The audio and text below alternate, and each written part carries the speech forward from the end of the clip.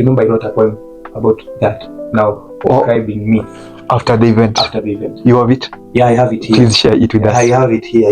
I think she gained that courage and akaniuliza. Nilimaliza campus lini? Nikamwambia unangoja graduation. Nilimwambia nilimaliza April. She looked at me with disgust. Akaniambia April. Na unalia sisi wa 2023 what will you say? 2 years. And that that was like an eye opener for me. Because it's true. Yeah. Nimemaliza tu juzi. I don't always work as we, but work as you, as an individual. Kwanza. Useme, what are we going to do now? What am I going to do first? Because then, if you figure it out yourself, you'll be able to figure it out as a group. When you fall sick, let's say you are sick for like 5 years, you will miss out on a lot. But the society will always adjust for you. But what if you fall into depression for 5 years? You're still missing out on whatever is going on in the society. You are still missing out. But do you think the society will understand? No. And adjust? No. Because you're depressed? No. Man, I need this. I need to get a job. I need to get a hustle before graduation so that I can buy that suit, so that I can do this and this and this. I need an internship so that I can buy myself this and this and this. I need this so that I can do this. You see, that is what was all up with me, that I was finding myself, I need a lot of things that I don't even know where to start from.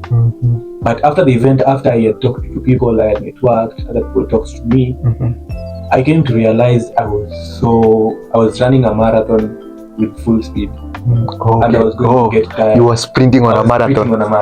Thank you. I was sprinting on a marathon and I was going to get tired. I was going to get tired eventually. And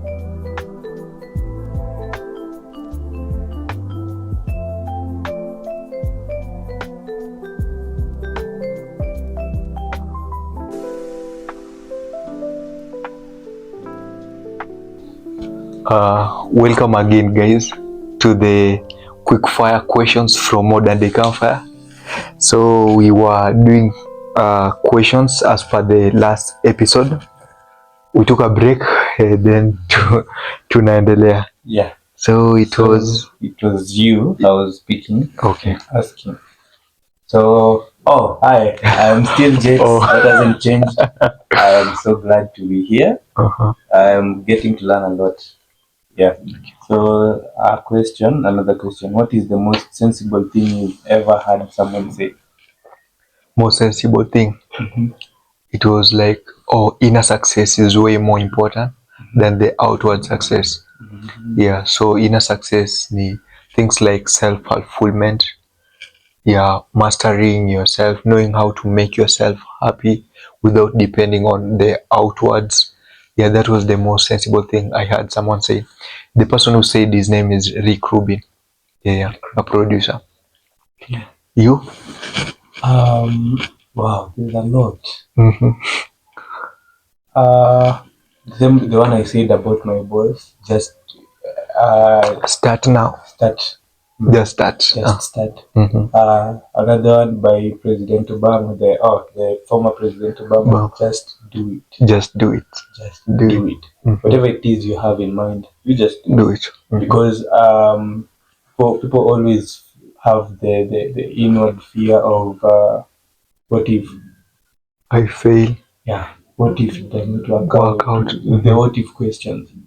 But people, the what if question is not bad, but now people always associate it with the bad. But okay. What if it does not go this way? What if people judge me? What if it does not work out? But what if it works out? What if it blooms? If maybe you are looking to start a brand on clothing, what if it becomes the biggest brand ever known? If you are into whatever we are doing right now, what if your podcast shoots? It's one of the podcasts people talk about in the country, and you are doing it. So I feel like just do it. The same associates with my boss. Just start. He always puts it in Kijaluo chaka chaka. Chaka means just start. Hata kama una hiyo pesa, you just start. Chaka. So I feel that is one of the sensible things I say. And my mom also always says, more like identify yourself with the heavens. The heavens. And what is heavens in this case? Well, let's say not heavens. More like I'm the one putting it wrong. My mom always says, my mom always asks me, what's your identity? And most people get confused with this. And going on the way of spirituality, my identity, okay, generally physically, my identity, I identify with my roots. Generally, right now, if someone asks me, your identity is like, where are you from? See, I'm from this place. Who is your dad? Who is your mom? Who is your, you see. But my mom has changed that aspect for me, that you see, when you speak about the physical identity, people always associate you with your roots. Your roots. So, like, for example, what if your family has been known for witchcraft? Will that be your identity? Your grandpa was a witchcraft. Your dad was a witchcraft. Now, what will people think about you?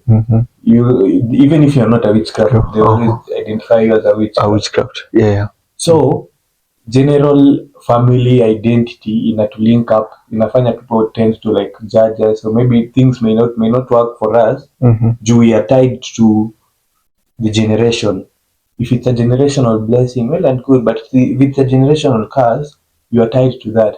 And so my mom always says, identify yourself with Jesus. You see, when you identify yourself with Jesus or God or your maker, you identify with the good. Things always work out for you. That's true. You're That's like, true. God, I am your son. Mbona hii kitu isifanyike hivi, you see? So that is, I feel like that is also what my mom always says. Do not identify yourself with me. People, the way people view me might not be the best way, and that is how they will also view you. People can view me as an arrogant person, someone who hates people, someone who brags or who does anything, and that is what people will view. Wewe mtoto Maureen, wewe mtoto Lilian. Au kwao wako hivi, you see. But if I identify with the heavens, who are you? I'm a child of God. True. Yeah. So I feel like he's obedient. There are three. Just do it. Just start. Then identify yourself. Except with God. Yeah. With God. That all of them are profound, man. Yeah. And also, like, you identifying yourself with God, it's something that it's like you are affirming. It's something that we were taught also in church, like our identities. And identifying yourself with God also. It comes with things like the gift of the Holy Spirit, the fruit of the Holy Spirit. Yeah. So you are a joyous person if it is for the fruit, a kind person, a faithful person if it's for the gift of a grateful person. Yeah. It comes with those good values. It does come with them. And it's where the Bible says, seek first the kingdom of God, and everything else shall be added to you. Everything else, it even includes materials, wealth, everything. God has all these things. Yeah. And the Bible tells you, unataka hizi vitu zote. There's only one thing to do. Just seek first the kingdom of God. Hizi vitu zote zitakuja. And that is what King Solomon did. He seeked first the kingdom of God and everything. You see, the Bible says he was the richest person to ever live. Yeah. So generally, when you identify with that, easy vitu zote, and even when you'll just see yourself, even when you're a bad person, you see, sometimes we are not bad because we want to be. It is the society that makes us bad. Wewe nadhani watu akisemanga tu ni mwizi na ijaiba kitu ya watu. At some point you get tired and you're like, let me steal then. Like that character just develops in you. But when you seek the kingdom of God, or maybe when you identify with Christ, easy vitu zitakuja, this will start generating in you love, peace, kindness, goodness, self-control, even the gifts zitaanza to, they're just adding up unto you, because you already umeacha kujialign na your family background, unajialign na God. Yeah. Thank you. Thank you for that. The next question is, what is the most spontaneous thing you've done lately?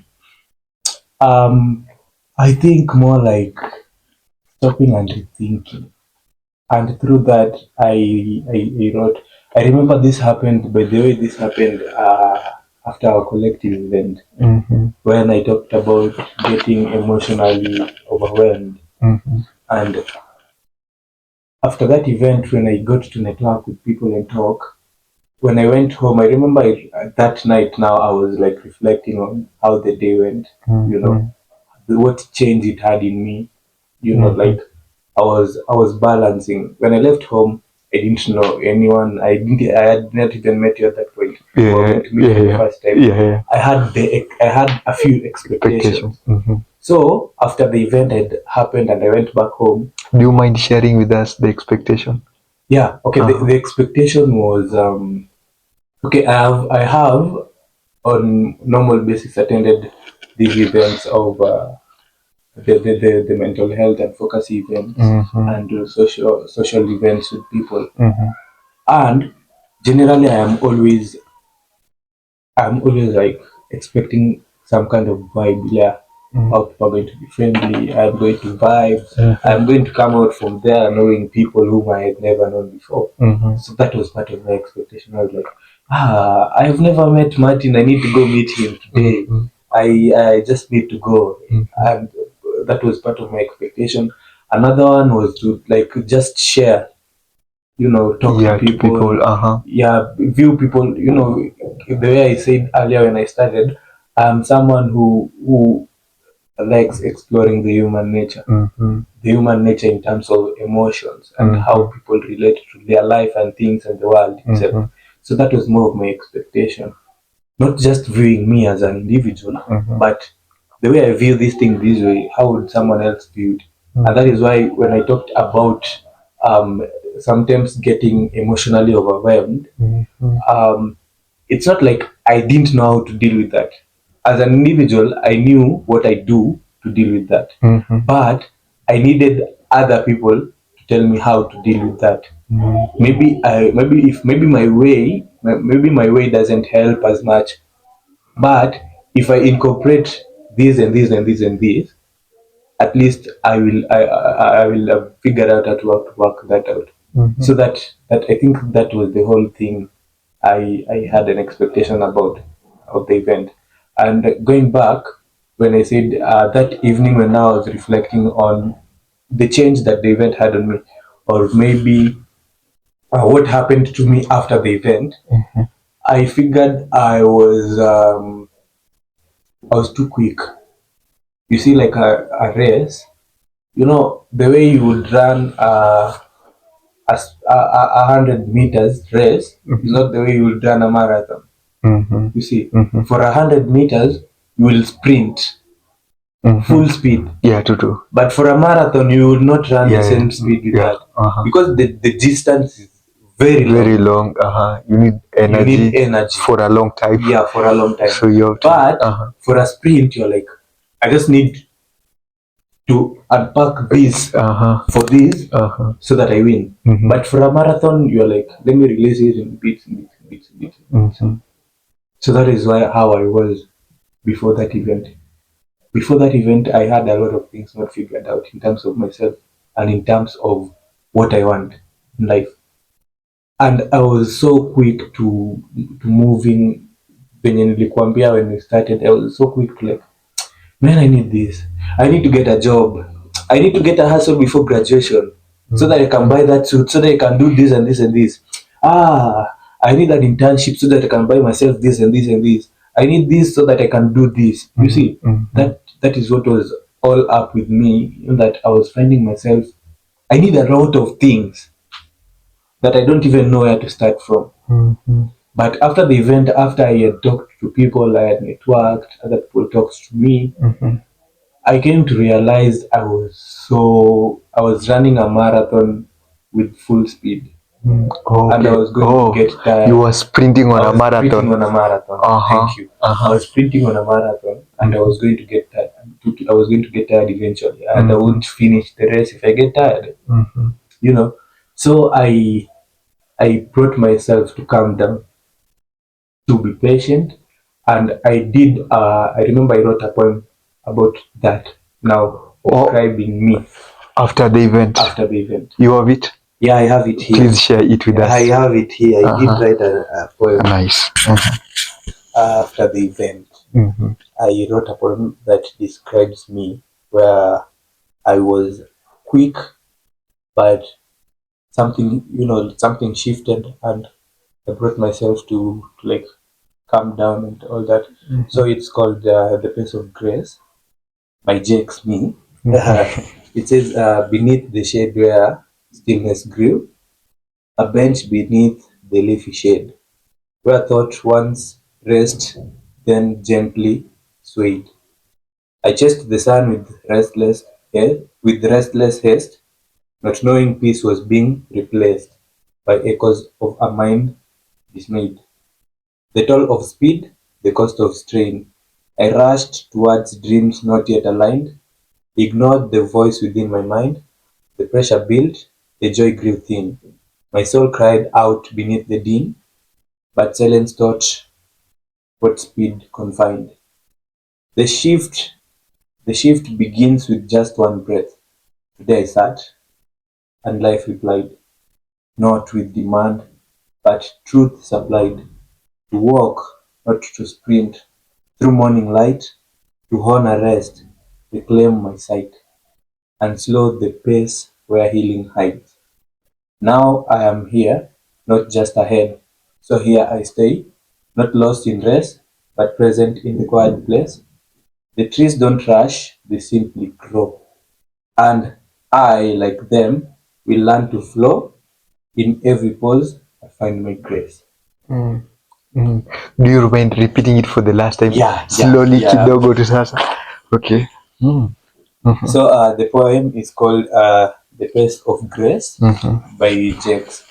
So it goes, beneath the shade where stillness grew, a bench beneath the leafy shade, where thoughts once rest, then gently swayed.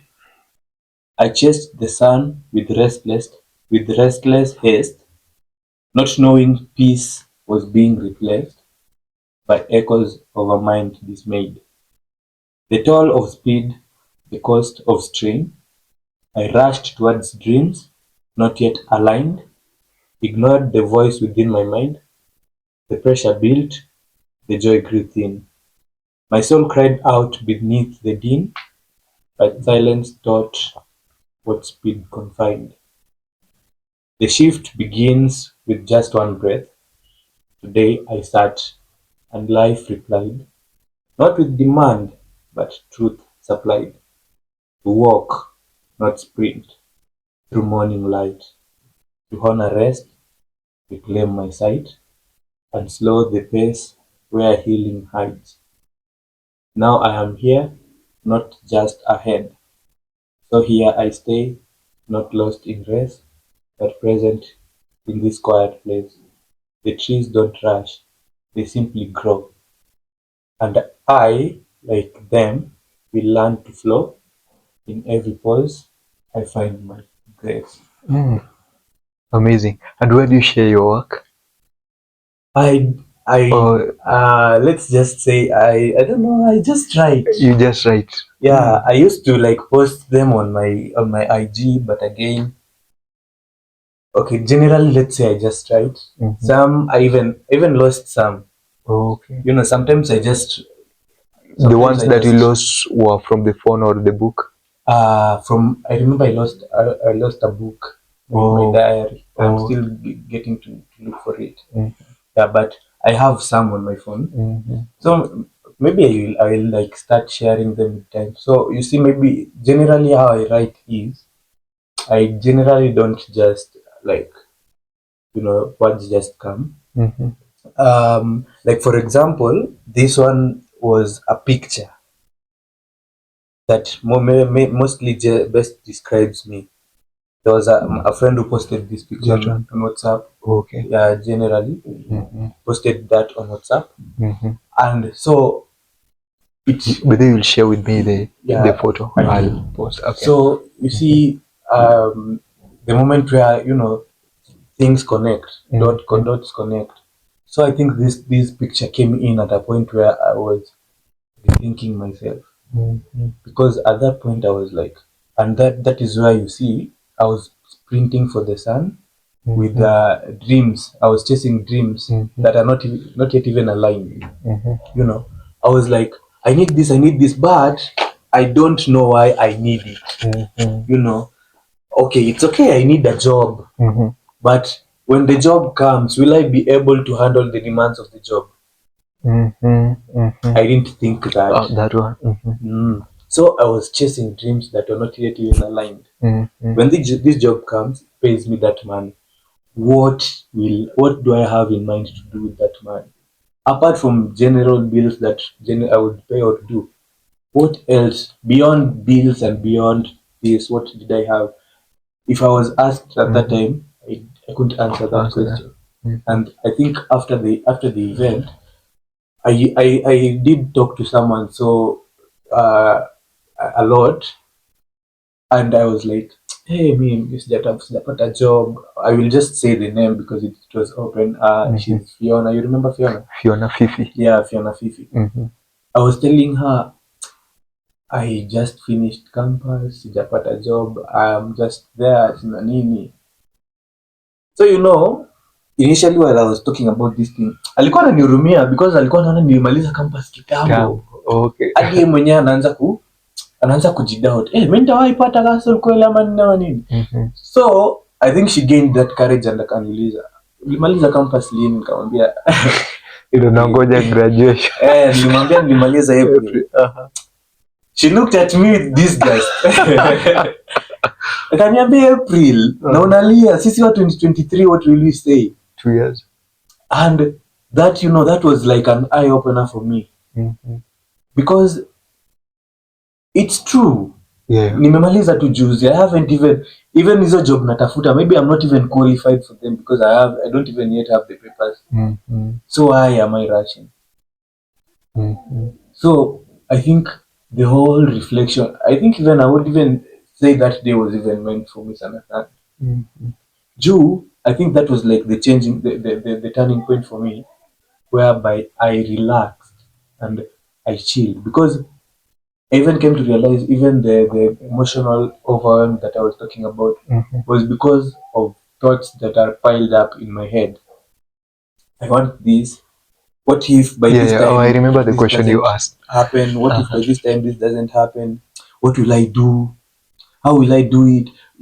Now the questions are piling and piling and piling, which I do not have answers for. And how inafika mahali now they get overwhelming. Your moods are spoiled na hata, and there are things zenye hata huwezi share na mzazi. Mzazi my mom always knows when I'm stressed. Yeye hujua hata kuangalia hivi na akuulize nini nakusumbua akili, and I can't hide it from her. Au kosea tu mwambie niko na stress juu ya hii. Atakwambia sawa, wewe kisha stress hivyo, kesho amka asubuhi uvae uende hiyo kazi. Why stress on something that aulali njaa? And that was also what calmed me down. I wasn't sleeping hungry. Hakuna mtu atanigongea na niitisha rent. Niko kwa mzazi. So you see these basic things that nilikuwa nakosa. Then why the rush? So that is what calmed me down. And I saw myself as this boy and sitting under a tree, staring at the trees, and that point in my poem where it says, the trees don't rush, they grow. They grow. Profound. The tree don't rush. The tree don't rush. They grow. And finishing by saying, so I am a tree. So we should see ourselves as trees. As tree. I do not want to rush. I want to grow. And by growing, you see, when a tree is growing, let's not talk about a natural tree. Let's talk about you as an individual growing a tree, because now it is you growing yourself. An individual growing a tree, you water it, you sprinkle manure or the organic the manure. When it's dying, you try everything possible so it doesn't die. You see. So you as a tree, you are your tree and you're your gardener. Do you nurture yourself? Exactly. Do you water yourself? True. So I am a tree. I do not want to rush. I want to grow. And by growing, you water yourself with love. You water yourself with respect. You water yourself with the controls. You water yourself with all these aspects that would make you grow. You do not expose yourself to environments where you feel your mind is not in peace. Generally, you growing is not growing. You're from 24, you're 25, 20, no, that is rushing. Growing is in terms of growing is mental now. Or even becoming a better version of yourself. A better version of yourself. Thank you. You becoming a better version of yourself. You are like, at this point, I do not relate. What's wrong with me? Maybe I do not relate well with people. People think this of me. You are like, now you go back and think, why do people think bad of me about this? And then now, after you find out that, you start working on that, and that is you becoming a better version of yourself. Because I wouldn't say at kitambo I would articulate myself at a villain I talk right now. I wasn't. Same here. I remember in as much as I was that confident person, but deep down I was dealing with something called more like self-judgment. You see, maybe you walk into, for example, you walk into a room and you start feeling like you don't belong there. You see, you walk into a space, you feel like you don't belong there. For example, let's say maybe from background unatoka, or maybe generally, generally to life itself puts you at a point whereby you would feel, hey, I don't belong here. Maybe you're not well dressed, you walk into a room, people are well dressed. Hey, I am not of this class. Maybe I'm not. So I used to have that. It wasn't like I wasn't of that class. I was self-judging myself. And when you self-judge yourself, people view you the way you view yourself. That's true. You see, people view you the way you view yourself. So if you're not confident in yourself, people will not be confident in you. They won't. So, Kitambo, I remember first joining campus. Me, I was one of those people when you are like, you're very naive. Zile za, hey, campus, girls, nini. Let me tell you, I got a lot of rejections. I got a lot of because I didn't even know what I wanted. Me, I was now just going everywhere. Joining campus. And at what point in life did you know what you wanted? I think this happened relationship wise, romantic relationship wise. When I give credit to I give to Therapy by Marianne. Because most of her, even though she doesn't generally, she's in Sierra also, or in Nairobi. No, she's in Nairobi. She's in one of the group we are in together. Therapy Marianne. Yeah, Therapy by Marianne. I know her. Yeah, she's the you have close contact with her? Mostly, yeah. The self community. Yeah. She's the founder of Therapy by Marianne. Okay. She's called Marianne. You see, in as much as people don't like, therapy is not usually always interactive, but how she posts, all posts, so Mimi had been following up with the posts, and I remember there was a session she did, and I was like, man, and pia yeye alikuanga hivyo, she even talks about it herself. Anasema pia she used to be shy, she used to be, you know, people will say this, and maybe I was that type of person, because you see, after facing rejection, you start judging yourself. Hey, kwani mimi nakaa aje?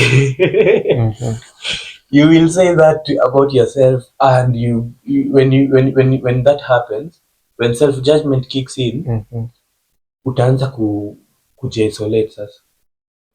You isolate yourself. You might even get into depression, because you will always think people view you the way you view evil view. And so I think that is what changed on me. And when that changed, I felt it. Or you will see it with people. You will dress nice. It just starts by you. You just dress nice. You understand yourself first. Mimi, how that started was, nilijita mkutano yenye watu wanasema wanajita mkutano.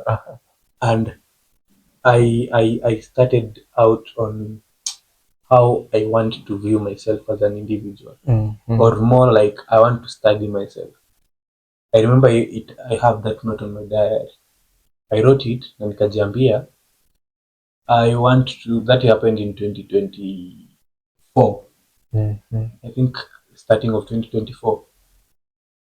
Beginning of 2024 ndio nilijiambia I want to study Jakes. I want to know who Jakes is. I want to know what Jakes likes. I want to know what Jakes dislikes. I want to know his strengths, you know. That is how it started. And when that happened, you will see with people, kuna ile vibe to it, you are like, hey, this is not for me. But there's that vibe that itakuja and you connect strongly with people. And that has helped me, you know, create that safe environment for people to share. And I will tell you, sometimes people share with me things that you even surprised yourself. You're like, why me? You have someone very close to you to share with them. Why me? And they also don't even have answers for that. They're like, me, I don't even know how I told you that.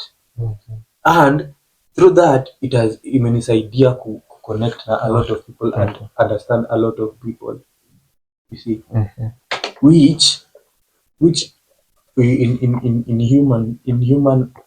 in our world generally, you will always work better with someone you understand yourself.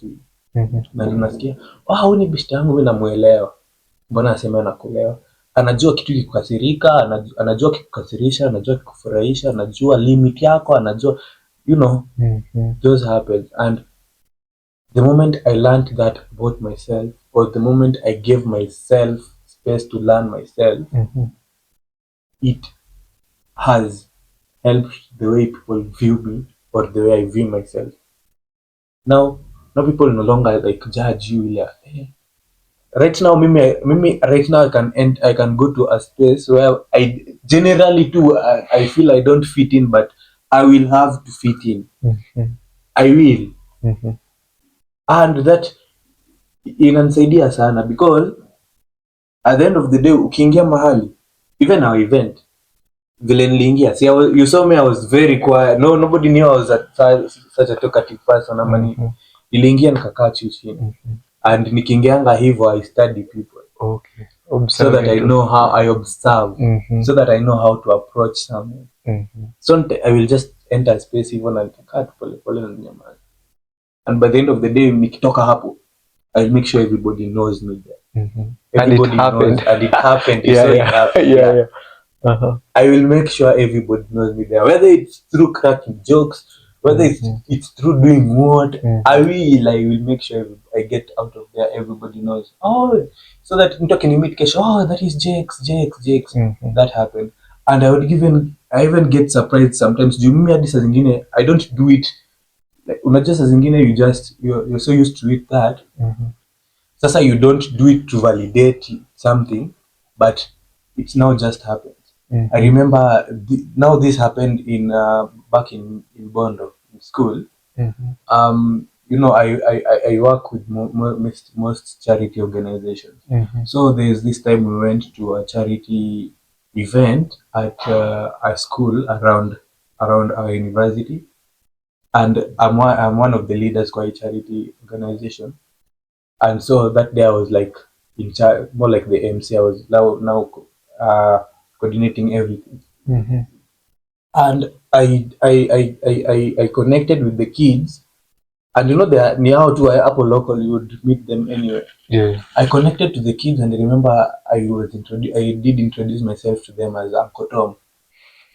Why Uncle Tom? See, I'm called Thomas. Oh, Thomas. Yeah, Thomas. And Jakes, how does Jakes comes in? Thomas Jakes now is my name. Oh, Thomas Jakes. Yeah, but it's not the one on books. Oh, I am ID. called Thomas Otieno. Moody. Oh, Moody. Okay. Yeah, but my name used to be Thomas Jakes. But okay. Well, I remember getting a birth certificate. My parents insisted that I should get a Luo name. So, okay. Yeah.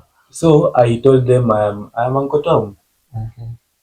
So I connected to them. Uncle Tom. You know how the events are, because I'm always good with kids, bonding with kids and everything. So there's this day I was just walking. Imagine, nothing in mind. Mimi nimetoka shule. I remember nilitoka cat. Nimetoka shule, I'm walking, nataka kwenda kwa nyumba, nasikia Uncle Tom. Wow. I was like, she was a small girl. Aliniita tu hivyo from the shopping center. Uncle Tom. I turned and she came and greeted me. Unajua sasa mimi sizijua specifically the face. But nikamuuliza, unanijua aje? Ati ulikuja ile siku shule yetu tulicheza na ulituongelesha. And I was that day I remember I wrote it on my status. And that is how that has helped me. More like you impact people's lives without even realizing it. Just maybe by just talking to them, or maybe by just sharing, or just being open, just being yourself. And hiyo ndio inanisaidia even up to date, because I feel like being yourself saves you from a lot of explanations. You'd rather explain why you did that because you are being yourself than being asked why you did that, but don't know why you did it because you're pretending to be someone else. Exactly. You see? So you just be yourself. You go there. Be yourself. If you are always talkative, usijiseme ati unakuanga introvert, sasa leo sitaongea. You go talk. You don't know, ujui hiyo kuongea kwako, you can get invited to a panel somewhere. Yeah. Na uende uongee. So that helped me like growing generally. It has helped me with growing and everything about me by being myself. And it all began by me dismissing all the information I had about me, not about Jake, who is me now. Dismissing all the information. It was now like, stepping out of your body and now studying your body as a person. You stepping out of this, now kusoma kando. You do this, but you're like, no, I want to know why Jakes did this. Or maybe you do something you're not supposed to do, or maybe you do something and you don't know why you did it or how to do it, and then you ask yourself, what would Jakes have done about it? So generally I had to dismiss all the information of whom I thought I was and started relearning myself. Yeah, right now I know how I would react to something, and it really would help. At someone struggling with self-identity, someone struggling even with depression itself, you first have to, because generally the society, a friend posted about late boomers in terms of you see, when you fall sick, let's say you are sick for like 5 years, you will miss out on a lot. But the society will always adjust for you because they understand why. They understand why that happened. How? You are sick. That was something unavoidable. You are sick. The society understood that and he adjusted to accommodate you when you're struck. But what if you fall into depression for 5 years? You're still missing out on the on whatever is going on in the society. You are still missing out. But do you think the society will understand? No. And adjust for No. you because you are depressed? No. No. Because not until the society also treats the depression as a sickness. That is when things will change. But you know, nowadays people the society more like treats depression as something that you have a choice for. Like people have a choice to either get depressed or not, which is not true. You can never anticipate depression. Hey, by next month kama sahi nitakuwa depressed vibaya sana. You can never anticipate that. It just happens and it builds up. That's true. Do you fike up? No, but the society doesn't have that in mind. Society inaonanga you have a choice for depression. Bana, depression ni nini? We will never understand you, and that really was a man up. That exactly, man up. You know, I remember I posted on I don't know on my status about going to therapy and all that, and then a friend commented at the blacks don't go to therapy. Yeah, which is wrong. It's wrong. You know, it's even to normalize that, it's just wrong. You go to, you know, even therapy is not only for depressed people. Yeah, there are people who just want people to talk to. Hii kitu wanaona wazungu wanalipia. They don't just pay because they have money. They are paying because they know what it does to them. Therapy it is a fundamental requirement. True. It is. It is. And Marianne always advises people to go to, you know, people squeezy people wanasema hiyo kitu fikiria tu itaisha tu. Which is wrong. You know, you always, in as much as you want to do it, always fanya peke yako. So that was an eye opener. The society will have adjustments for someone who was sick. You know, hizi vitu zote they tamper with your state as a human being. Falling sick and being depressed. So if I fall sick for 5 years, I will miss out on things. Maybe things I used to do. Let's say, for example, common human routine. You wake up, maybe you brush your teeth, you run errands, you do this and this and this, and by the time by evening you get back to the house, or maybe by end month you pay bills. When you fall sick, you won't be able to do all these things. That's true. Same to when you get depressed. Because your mind is sick. When you get depressed also, you won't do all these things. But the society will favor someone who was sick ile alienda was sick. But who mwenye alikuwa depressed, you had a choice not to get depressed, but you decided to get depressed. So until the society starts treating depression as a sickness, that will be the eye opener. So now people out here are depressed, but they fear the society's judgment. Are you even getting depressed?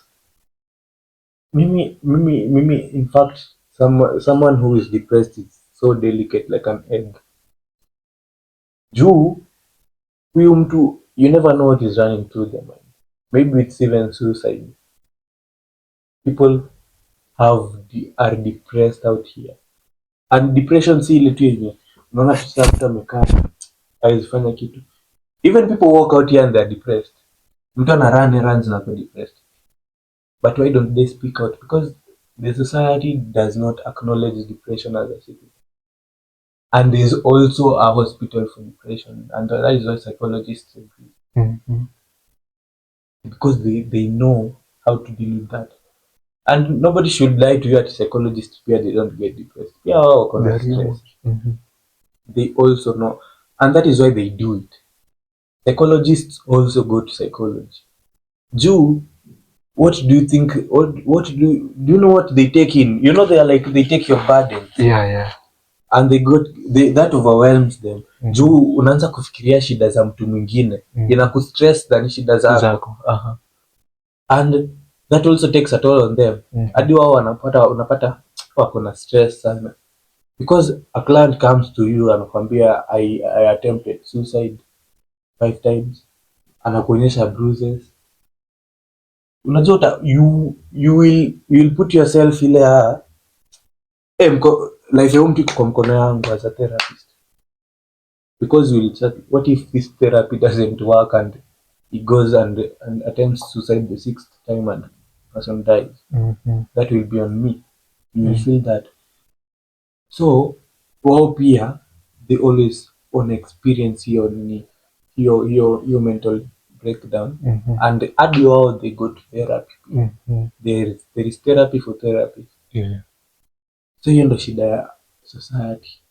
The way we said in the beginning, society inakuanga, society tu ni kama conditional lovers. Juu society, unaona ile kitu inaifavor, nita support. Ile kitu inaifavor nita support. Ile kitu inaifavor, ni kama tu politics tu. You help me because I help you. The society, and society is us. The society exist when we are there. True. It runs when we are there. It's like a system, an institution. It's called an institution because of the people that are there.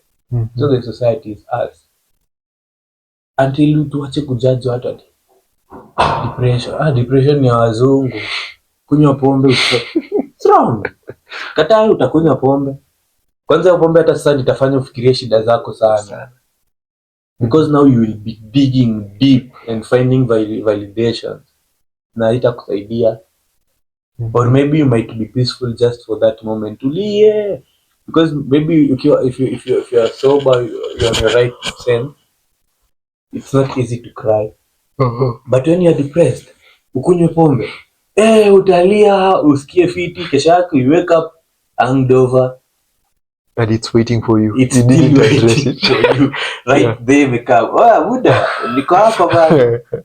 So the society has to accept the fact that depression is a sickness. It's an illness. Nasi stress. Depression is different from stress. Common stress. The common stress, you always have something to overshadow it. Let's say you have an option not to be stressed or not to be stressed. Let's say you're stressed about paying rent. You have an option. You can either borrow money or do this and pay rent. But depression is long lasting. Let's say, for example, someone falls into depression because of a heartbreak. This is something they cannot fix.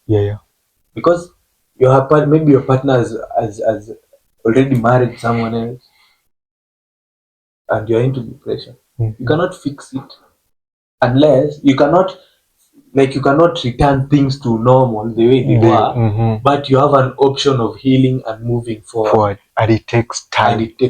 That we don't know how long. Exactly. And it only begins by what? Accepting. Unaona hiyo accepting tu uko, man, I need help. That is where it all begins. You can never do it on your own. True. You can never do it on your own. Hauwezi. Hata useme, I'll just go to the gym. You know, us guys I have friends who say, heartbreak to enda gym. Utaenda gym ufure mwili, but your mind will still be depressed. Maybe it will just become normal routines, runs, nini. Your mind will just become from at that moment. But depression ni ile tu unaweza you can cool it. Hizi zina cool to down. But the general thing that could heal depression ni therapy kwanza. Enda to therapy kwanza. Once you go to therapy, is when all these things zitakuwa unaingiza hizi incorporate zote zinakuwa. And that is what people need to realize. By therapy I don't mean that wele to therapy nini. By therapy means you connect with your therapist, a professional. Sisemi mimi ukuje kwangu tuonge. Me I will only help you up to some level. Juu therapists, they are professionals in that field, in the human mind. They know what to tell you, how to tell you. But mimi, I might tell you something that mimi might help me. No. Juu therapist tutamwambia shida yako na atajua vile unaweza fanya ujisaidie. Pia si atakusaidia, ndio utafanya ujisaidie. Because you can still go to therapy and hakuna auto change. Therapist atakusaidia tu. They like more like open your eye. No. They help you open, they show you how to open your eyes. Juu ukienda therapy hivi, ye ana hiyo strength ya kukushika mkono kufanya hivyo kufungue macho, but they will tell you if you need to open your eye, just apply pressure to your hands and then move them sideways. That is what they do as therapists. So first of all, just accept that you need help and then go to therapy. And by therapy, don't go at wendo mwambie shida zako, sikumwambie shida zako. Go and connect. You know, you can connect to your therapist to the point yenye like more like you feel they create that environment where you feel safe sharing. And when you feel safe sharing, that is when you can talk and talk and talk. And you share even the deep things that you don't know. And that also happened. I told you that also happened. Some people share with me things wenyewe. I even remember telling Mariana kaniambia, man, you need to have boundaries. I get overwhelmed mimi saa zingine na niambia, hii shida yote ni mtu mmoja anapitia. But you know, therapists, they know how to handle that. Juu ni kitu amezoea. Mimi sijui. Mimi sasa nitaanza tena kukua join on depression because of what you're going through. Because some people go through shit. Some people go through a lot of things that they don't talk about. So mimi nawaambia, go to therapy. Except you need help, go to therapy. Occasionally, even if you are not depressed, just depression. Unajua depression pia ina pilingi. At first haitaanza kama depression, anza tu hivi, na si heartbreak pekee ndio inaleta depression. Loss, grief, hizo vitu. Hii yenye kama mimi vile ningeendelea hivi ningerun into depression. Sasa nimaliza shule, on anything nini hiyo tu. So that is what hata nimesahau swali lilikuwa gani, but we address. Yeah, it was your turn. My turn. Yeah, it's my turn. It's your turn. What is the most spontaneous thing you've done? Oh, it's my turn. It's your turn. Yeah. So, do you believe that most people are capable of change? Do I believe that most people are capable of change? Capable of change, I will say, in terms of like capability, yes, but willing to change, not most people. Because to be honest, change is not and it's funny enough, I'll be done today with the book I was reading, Let Them Theory. We have talked about like this book, you see, like we've been having different topics. So each topics we are addressing in a podcast. I was in a certain point in that book. Wow. Yesterday I was learning about change, and so like the author was clear about one thing, like you can't change people. You can't change people, but you can influence people. Now, capability of people changing, yes, people are capable of change, but the issue is their willingness. Not everyone is willing. Now, this is what creates the difference. Sure. But are most people capable of change? Yes, many people are capable of change, but willing, not now everyone. That is true. That is true. Juu unadhani hawa watu, you know, pastors preach every day, but it's not like they're not capable. They are. Now, capability, I think, is universal. And that is where free will pia inakuja. Yeah. You have the free will to change or not. Kuna mtu atakupush. Not unless you're a kid. Unaona the ile zilikuwa zinakuwa inflicted in us by parents. Unaona? Maybe ukiwa mdogo. Ukifail utarudia class, or if you do this will happen. There are consequences for those actions for not changing. But siku hizi, but now not even siku hizi, from childhood there are those that were able to be, that our parents would forcibly inflict in us. But kuna age inafika ya nini ya free will sasa, whereby even if I don't do that, kwani nitafanyiwa nini?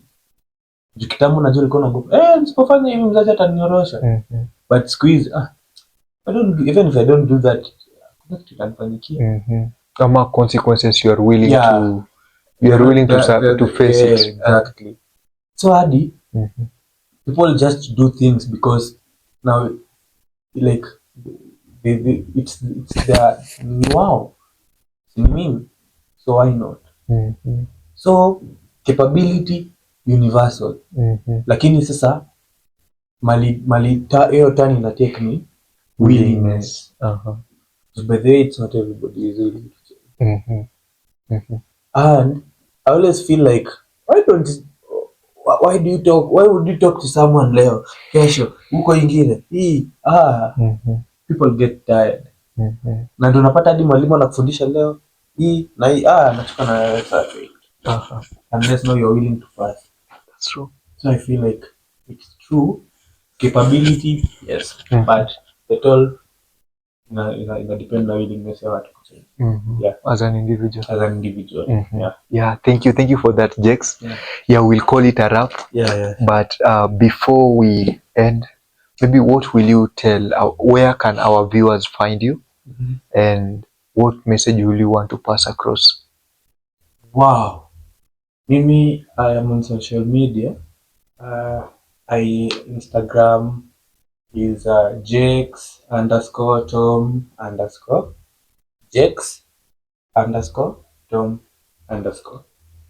Then Facebook Thomas Jex. That was Instagram. TikTok TJ, although I don't post on TikTok, I just have an account there. Then TikTok is TJ.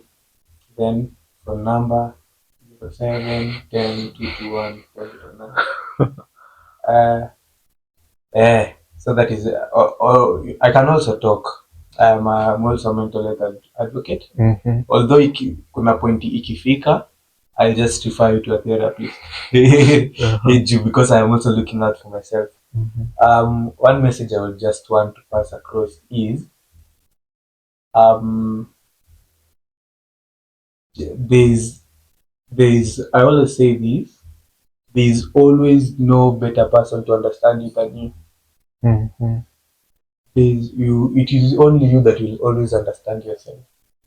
So don't live life trying to make people to understand you, but live life trying to understand or impress yourself. Or maybe let's do away with the understanding. Live life not trying to impress people, but impress yourself.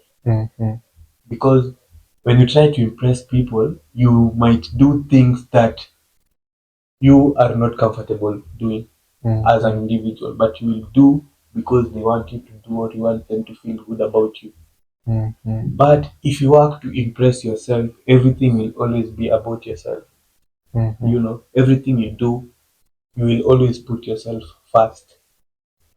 Because let's say, for example, you want to kuomba mtu ndio maybe akupea pesa mafanye nini, and then they tell you to do something that it's against your value. But again, you'll just go ahead and do it. You're like, unapata pesa.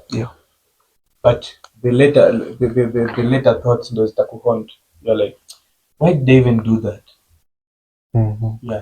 But when you work to impress yourself, in as much as that person also would feel entitled to for you to impress them, but you will always have conditions to impress. If they don't work according to you, you are like, nah, I won't do it, or I can't do it. So there's never always someone who would understand you than you. So once you understand yourself, people will understand you. Once you love yourself, people will love you. Because after then on, I remember a friend of mine said, you first manifest that which you want, and then others will oblige to it. You manifest the love you want.